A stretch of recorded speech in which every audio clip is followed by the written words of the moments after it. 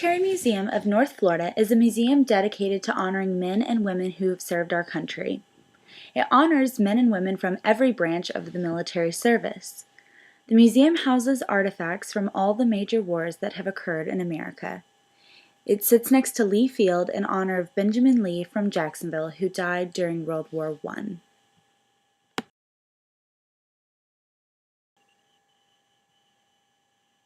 Before it was a museum, the site, Reynolds Industrial Park, which is the name of the park the museum is located at, used to be a naval air station.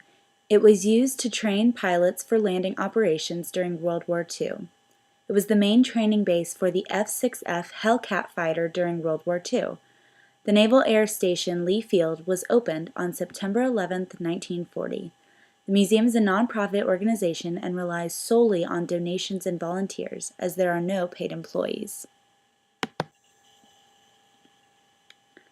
The museum is important to Florida for many reasons. The biggest is that it reminds those who visit it of the history of our great nation. One of the displays I noticed, which I found very interesting, was the Missing Man table.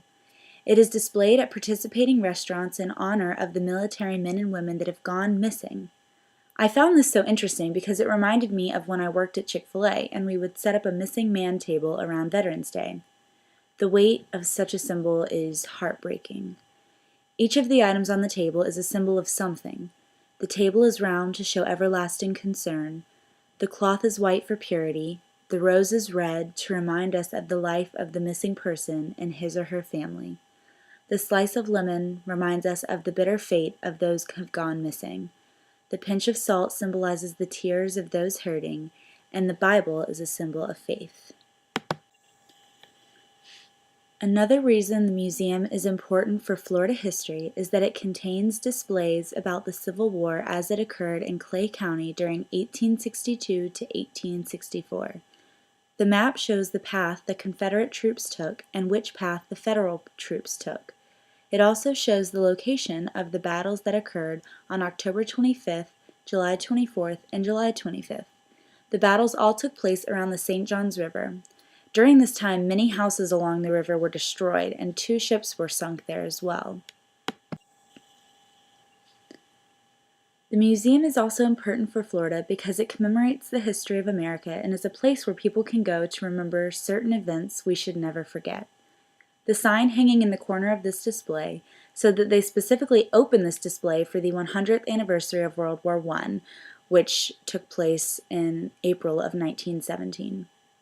Not only does this serve as a reminder of men and women who fought for our country and our freedom, but it helps us to feel the weight of those times that some of us never experience as we look at military uniforms and weapons and see pictures of those who fought.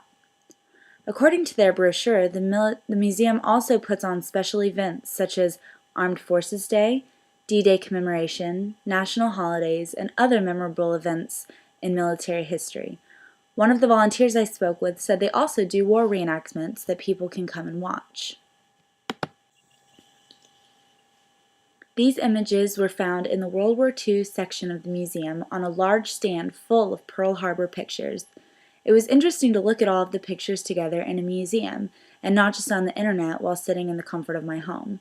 Instead, those looking at these images were surrounded by other images and memorabilia from World War II, including images of those who served during this time.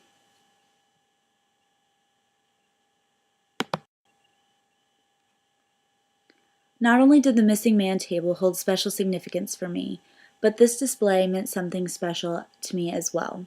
The hats that were stretched along this display were all from World War II and had the names of certain ships stitched on them. My grandfather was a World War II vet and had a hat just like that, but a hat exactly like his was not on display. He was in the Navy and sailed on the USS Viroqua.